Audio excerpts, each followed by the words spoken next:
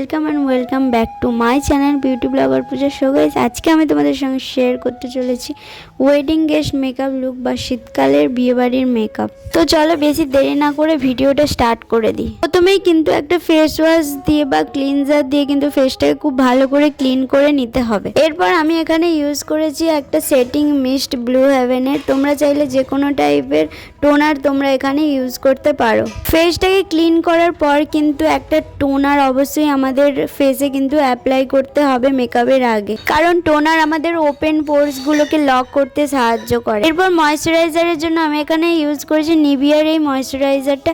এই ময়শ্চারাইজারটা কিন্তু শীতকালের জন্য একদম পারফেক্ট একটি ময়শ্চারাইজার।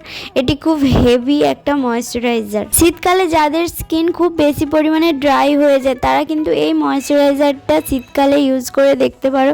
খুবই ভালো একটা ময়শ্চারাইজার। আমাদের মেকআপের জন্য খুবই একটা ইম্পর্টেন্ট পার্ট হলো ময়শ্চারাইজিং করা।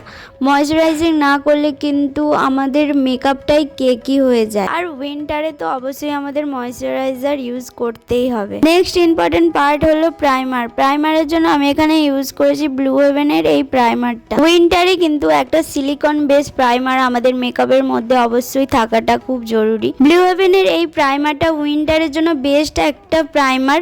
এই প্রাইমারটা কিন্তু তোমরা সামারেও ইউজ করতে পারো। এরপর লিপসটাকে ময়শ্চারাইজ রাখার জন্য কিন্তু আমি এখানে একটা লিপ বাম ইউজ করে নিয়েছি। তোমরা চাইলে তোমাদের পছন্দ মতো যে কোনো লিপ বাম তোমরা এখানে ইউজ করতে পারো। এরপর ফাউন্ডেশনের জন্য আমি এখানে ইউজ করেছি সুইস বিউটির এই ফাউন্ডেশনটা। এই ফাউন্ডেশনটা কিন্তু তোমরা 350-র মধ্যে মার্কেটে পেয়ে যাবে। এই ফাউন্ডেশনটা কিন্তু সেলফ মেকআপের জন্য খুবই ভালো একটা ফাউন্ডেশন আর মোটামুটি একটা কভারেজ দেয়। এই ফাউন্ডেশনটা নেওয়ার পর কিন্তু খুব ভালো করে মিক্স করে নিতে হবে।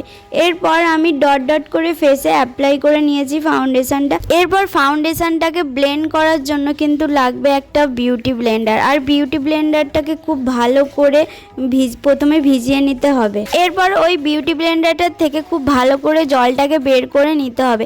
তারপর কিন্তু 2-3 মিনিট ওই বিউটি ব্লেন্ডারটা রেখে দিতে হবে।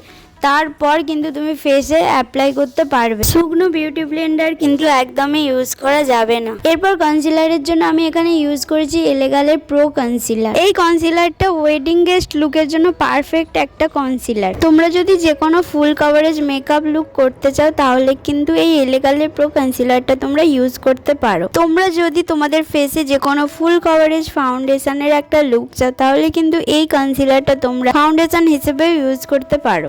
এরপর আমি এখানে একটা বিউটি ব্লেন্ডার নিয়ে নিয়েছি। আর বিউটি ব্লেন্ডারটা অবশ্যই কিন্তু ভিজে হতে হবে। আর ভিজে বিউটি ব্লেন্ডার না হলে কনসিলারটা কিন্তু খুব ভালোভাবে ব্লেন্ড হবে না। যেখানে যেখানে এই কনসিলারটা আমি লাগিয়েছিলাম সেখানে সেখানে কিন্তু খুব ভালোভাবে এই ড্যাম বিউটি ব্লেন্ডারটা দিয়ে ব্লেন্ড করে নিচ্ছি। আমি এখানে যে ফাউন্ডেশনটা ইউজ করেছি এই ফাউন্ডেশনটা আর এই কনসিলারটা তোমরা উইন্টারে ইউজ করে দেখতে পারো। খুবই ডিউই একটা লুক দেয়, খুবই ভালো। এরপর লুজ পাউডারের জন্য আমি এখানে ইউজ করেছি হোয়াইট টোনের এই লুজ পাউডারটা।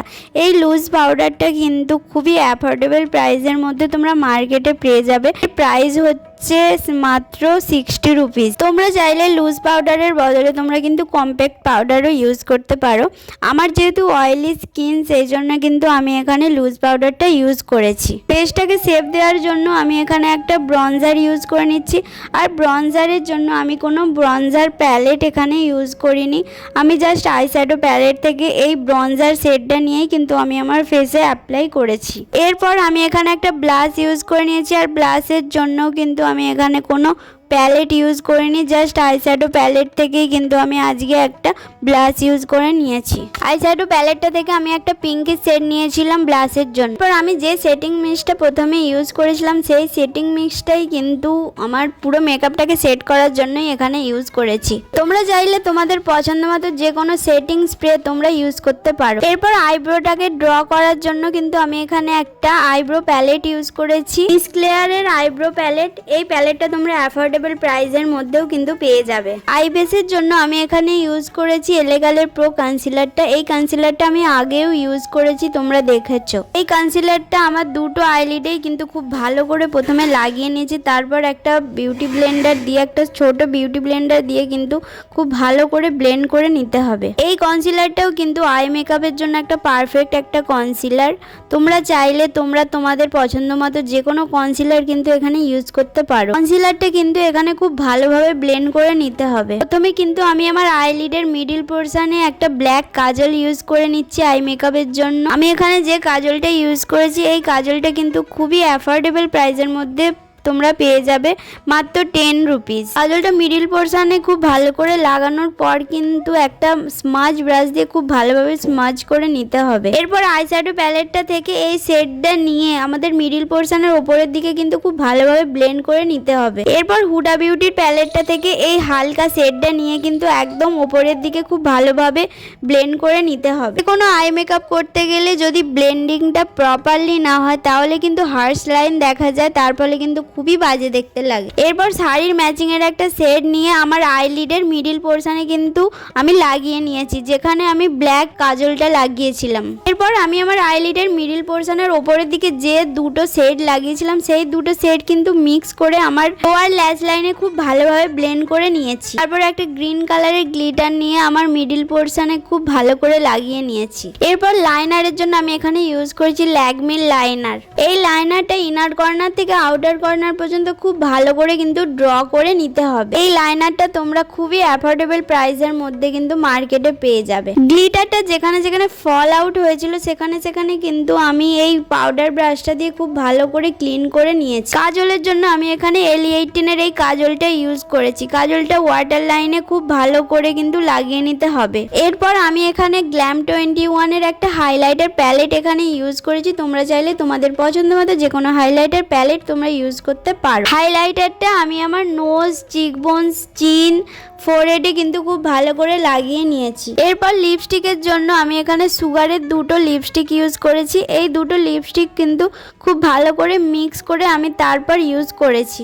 সুগারের এই লিপস্টিকগুলো কিন্তু খুবই ভালো, তোমরা ইউজ করে দেখতে পারো, জাস্ট প্রেমে পড়ে যাওয়ার মতো লিপস্টিক। আমি এখানে লিপস্টিকটা কিন্তু খুব ডার্ক কালার ইউজ করিনি, জাস্ট একটু নিউডের মধ্যে কিন্তু রেখেছি।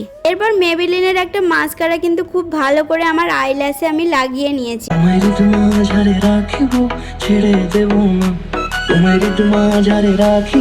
ছেড়ে দেব না।